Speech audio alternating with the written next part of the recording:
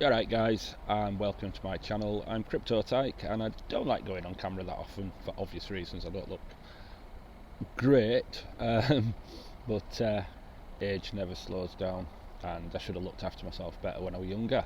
Little message to anybody who's still in their 20s living it up. Yeah, by all means have your fun, but make sure you're looking after yourself, as I am starting to pay. Anyway, I digress from what I'm meant to be going on about. You want to hear about crypto. Anyway, my little journey started from literally nothing, and I got into it about 6 months ago.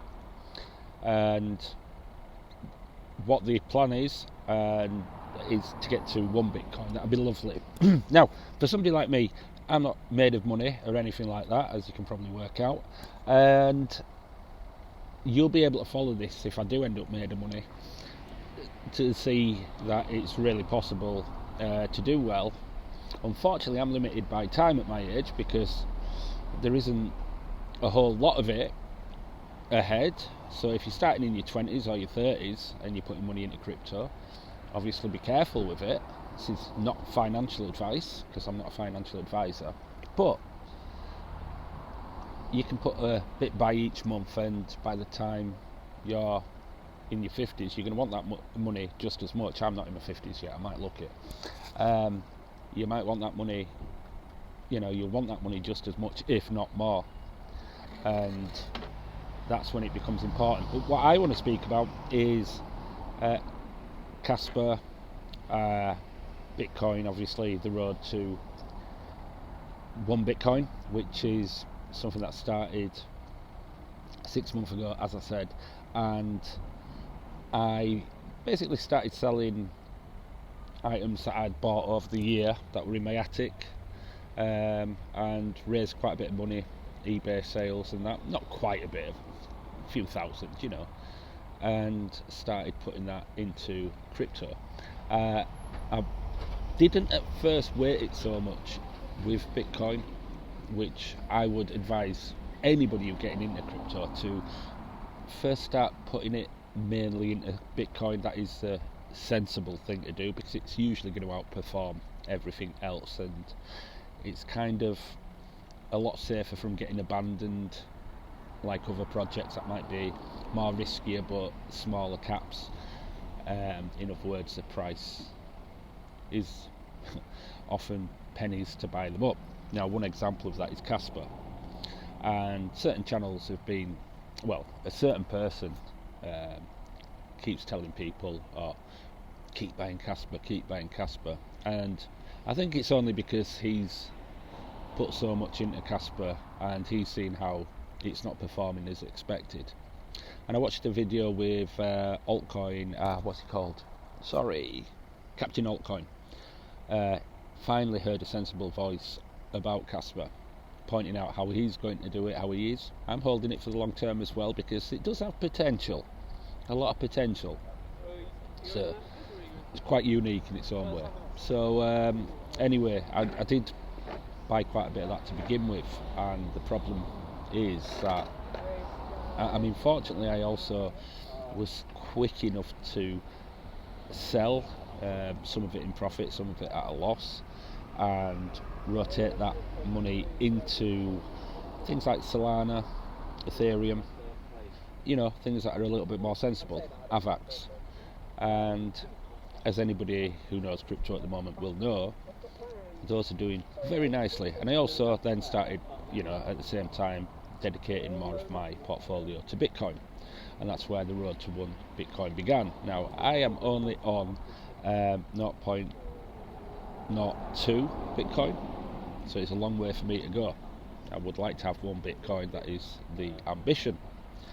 And the thing is, had I just bought most of the Kaspa, I'd still be in the same position I was then, possibly worse off. Looking at the things, I probably would be a little bit worse off, a lot worse off, and I'd have missed out on the profits from Solana, Ethereum, and of course Bitcoin. Now, with Bitcoin, it's a long-term project, so I'm not going to be selling Bitcoin regardless of the price. I know some could argue I should take some profits on that, but I took some profits earlier on Ethereum and rotated that into AVAX, and I think I rotated a bit into Solana and Bitcoin, and then I bought back into Ethereum, so I'm having to play the roundabouts at the moment as well. So my profits are really healthy on Ethereum, they're really healthy on Solana, and obviously on Bitcoin as well. So if I'd have just stuck with Solana, I mean Kaspa all that time, I'd be sat looking at, I don't know, maybe a couple of dollars worth, pounds worth even of profit, but I'd have missed out on the profits that are being made now, which are, had I had more Solana, again, had I bought more Solana, I'd now be looking at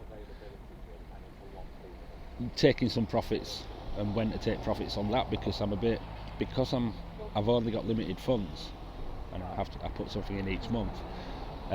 It means I need to get to certain levels before I take profits. Now they've got to be reasonable and sensible as well, but I also want Solana and Ethereum for the long term, because they are the ones with the capability of being worth serious money in 5 to 10 years, which is what this plan is over. So I suspect Mitchell Lim, who's the one giving the advice and constantly telling you to not miss out and everything like that, I suspect that since he started looking at his video about a year ago, he got bought into Kaspa at about 20 cents, somewhere in that region, and then bought some more when it went down to 16, bought some more when it dropped again, bought some more, probably sold Solana at the time, because he went on to sell to Ethereum a couple of weeks ago, which is a silly move. And now it just seems more like desperation when I'm watching him, and it seems like really, really bad advice. Yes, by all means, keep buying Kaspa, but don't let it be a big part of your portfolio. You're missing out on so much money and so much profits that you could be making, and that would mean, so had you, for instance, bought Solana rather than pouring all that money into Kaspa, you'd now be able to buy a lot more Kaspa for your bank if you took the profits on the Solana, for instance. So you'd have been better off buying them in the first place, and then over time buying Kaspa, because if it doesn't go above, let's say, $1 in this bull market, it's not unreasonable to suspect that it's going to come down and people are going to get pissed off. All them people who've held, like the Mitchells of this world and that, they're going to be really, really pissed off when it doesn't hit $1. And that is going to cause, because it's emotional, and a lot of people think with emotions, and Mitchell Lim definitely is thinking with emotions, you can tell, and he's so deep in now, he keeps throwing more money at it, and every time he throws more money at it, the price goes down. So by the time the price goes up, it's still not, won't be anywhere near being in profit. I dread to think how big his losses are. It's only Bitcoin that's probably saving him, to be honest. Yet he's telling other people, buy Kas, buy Kas, buy Kas, and you're wasting away. You could have it on AVAX instead, or Chainlink, and be better off and safer, less risk. And by the time everybody, as Captain Altcoin pointed out in his video, which I was pleased to hear, by the time it gets to the bull run and it doesn't do what it's hyped to do, Kaspa, a lot of people are going to end up dumping it because they're pissed off and they feel disappointed and let down and betrayed. And that's when people like me and Captain Altcoin will come in and start buying. See, Kaspa, it's not a marathon, it's not a sprint, it's a marathon. And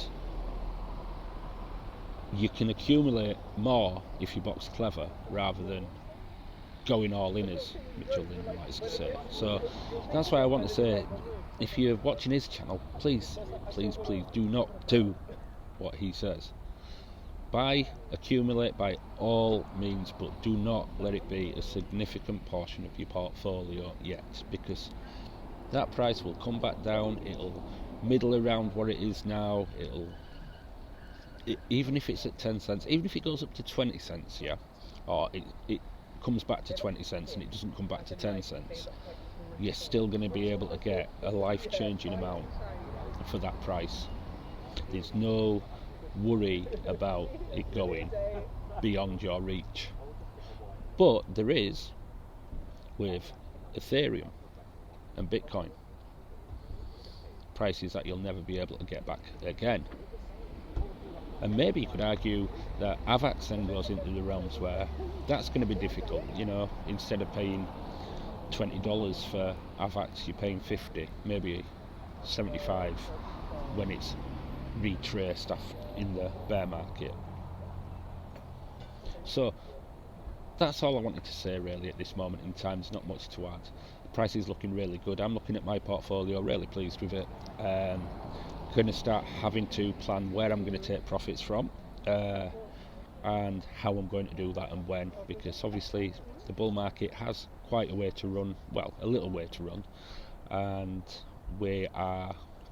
your decisions are important now. So you've got to question how much Kaspa you've got and whether it's worth taking small losses in order to rotate that money into something that will make you money in the bull market. So it's all down to you. Anyway, I'm going to leave it there. I'm going to leave it there. And that fucked me ending up, didn't it?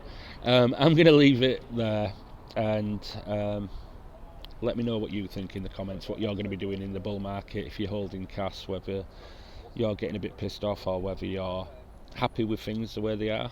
Maybe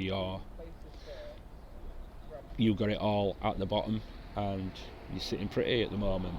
But are you going to be holding it beyond the bull run, or are you going to still not sell any in the bull run? Let me know in the comments. I don't think that would be wise. I think get rid of a proportion of it at the very least, and I'd sort of, like I said in my other video, and I did, said I was getting rid of 40% of my Kaspa, and had I not got rid of my 40% of my Kaspa when I said I was going to do, I got it. I would now be down over the last couple of days rather than nicely up over the last couple of days, and I am in general up. Otherwise I'd be buying. Anyway, leave a like and do take a moment to subscribe as well, and I'll catch you later, guys. Bye bye.